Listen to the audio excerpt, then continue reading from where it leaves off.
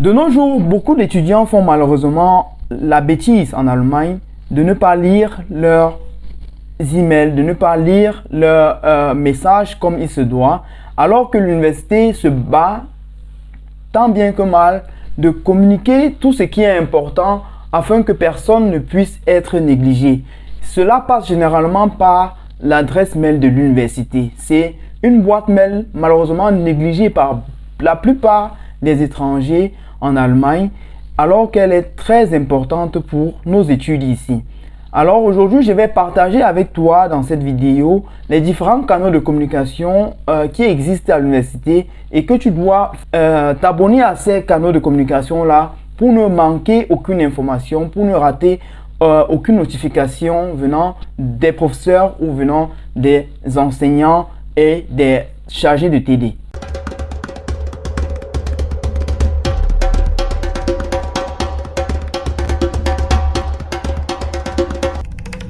Alors, le premier canal de communication couramment utilisé par les enseignants, c'est la boîte mail. La boîte mail, nous l'avons tous. Généralement, ceux qui ont des téléphones utilisent généralement du Gmail et ainsi de suite. Je ne vais pas faire une histoire là-dessus. Mais ce que la plupart des étudiants font en Allemagne, c'est de négliger leur boîte mail de l'université. Or, c'est par cette voie-là que l'université communique avec nous. C'est par cette voie-là que l'université communique avec les étudiants. Lorsqu'il y a une information importante, ça passe généralement par la boîte mail.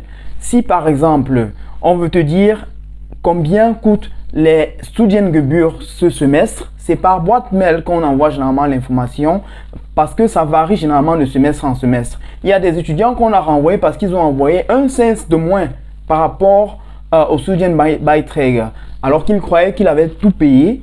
Il s'est retrouvé à la porte tout simplement parce qu'il n'avait pas lu ses mails concernant le prix actuel pour le semestre actuel. Donc, c'est pour ça qu'il faut bien lire tes mails. L'autre chose que tu vas recueillir généralement dans tes mails, ce sont les différentes dates limites, auxquelles tu devrais au plus tard t'enregistrer pour les examens. Ce sont des choses qu'on envoie généralement par mail et que beaucoup d'étudiants négligent malheureusement. Mais à la dernière minute, ils se retrouvent à se matriculer à cause des petits détails comme ça. Donc, je t'invite aujourd'hui vraiment à faire attention à cela, à lire ta messagerie, à consulter ta messagerie comme il se doit régulièrement, chaque jour. Moi, je le faisais chaque jour, vraiment. C'est la première chose qui doit être ouverte dans ton navigateur lorsque tu démarres ta machine. Il faut toujours consulter tes mails. Est-ce qu'il y a une information importante que tu ne dois pas louper? Il faut toujours faire attention à cela. L'autre canal de communication utilisé, c'est Moodle. Moodle ou bien LSF pour certains. Mais en général, il y a Moodle et il y a LSF dans les universités en Allemagne. Ce sont des canaux de communication utilisés généralement pour partager avec les étudiants les cours, les TD, ainsi de suite, les différents PDF dont on a besoin, enfin, toutes les ressources matérielles dont on a besoin pour pouvoir suivre un cours.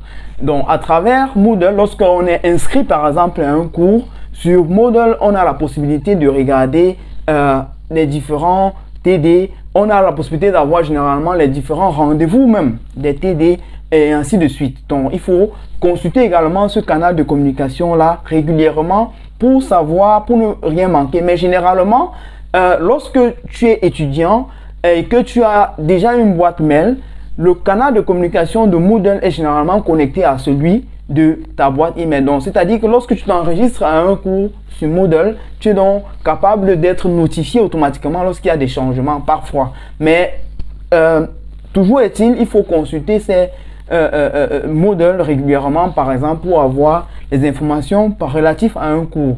Il y a également LSF. Je ferai d'autres vidéos un peu plus détaillées sur ces différents canaux de communication là. Mais de prime abord, avec LSF, tu pourrais déjà regarder les différentes matières qui passent en un semestre. Tu pourrais également planifier ton semestre. Sur LSF, dans mon université, on avait la possibilité de regarder les différents cours, de regarder les heures auxquelles passent les différents cours en un semestre particulier.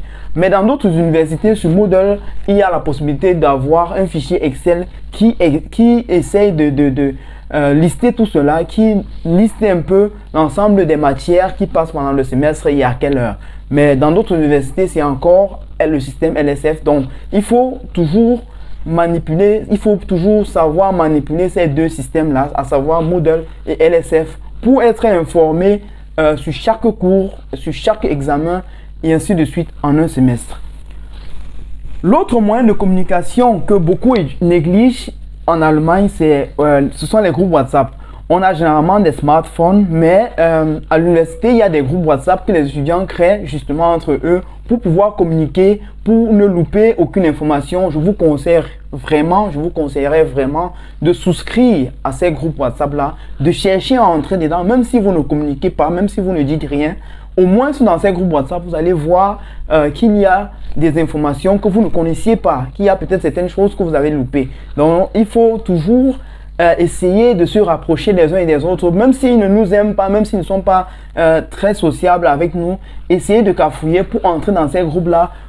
Au moins, vous pourrez généralement vous informer à temps. Vous pourrez être informé à temps des choses qui sont importantes lorsque vous êtes dans des groupes WhatsApp. Autre chose que j'ai connue également pendant mes études, ce sont les pages Facebook. Les pages Facebook sont utilisées par beaucoup d'étudiants pour apprendre certaines matières.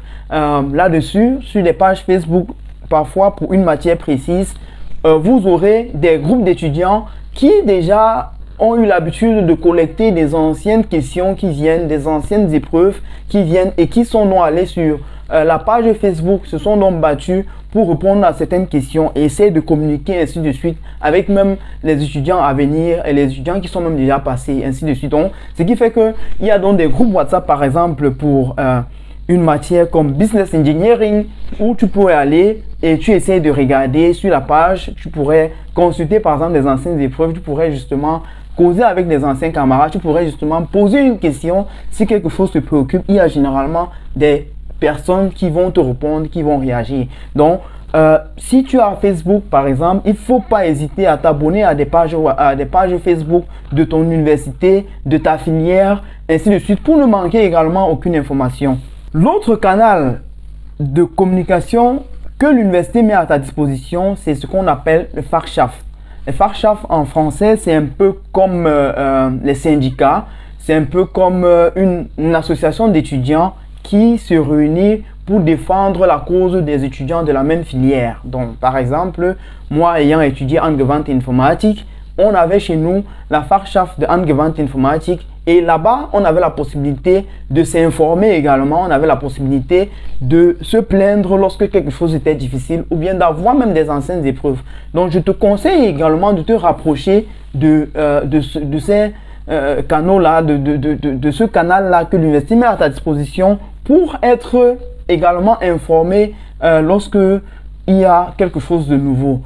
Sur la page de la Fachschaft, on trouve généralement des informations relatives au semestre. C'est-à-dire, on te dit quand est-ce que le semestre va commencer. On est capable de te dire là-bas quand est-ce que tel cours va commencer. Il y avait généralement des petites informations comme ça que les étudiants font pour partager entre eux, pour que la communauté de ces étudiants-là ne meure pas. Ils essayaient de mettre des petites informations de temps en autre, de temps à autre. C'est vrai, nous les Africains, nous participons peu, mais au moins si on est abonné à ces canaux-là, on va en tirer beaucoup, on va apprendre beaucoup. Peut-être on pourra participer, mais si tu te bats déjà en tant qu'étudiant et tu essayes de pouvoir t'abonner à ces canaux-là, tu pourras voir que tu ne vas manquer aucune information. Donc, en conclusion, je ne peux que t'inviter à t'abonner à ces canaux de communication-là, car tu vas beaucoup en profiter. Donc, c'était tout ce que je voulais partager avec toi dans cette vidéo. Si tu as aimé, n'hésite pas à liker, n'hésite pas à partager avec les tiens, mais surtout, rappelle-toi, dans cette aventure avec IT Horizon, nous voulons tout simplement que vous réussissiez, nous voulons tout simplement que vous puissiez également réussir vos études, que vous puissiez aller de l'avant. C'est pour cela que nous partageons ces conseils avec vous. Si tu as des conseils également à partager, n'hésite pas à commenter, n'hésite pas à partager en commentaire afin que d'autres personnes puissent également profiter de cela.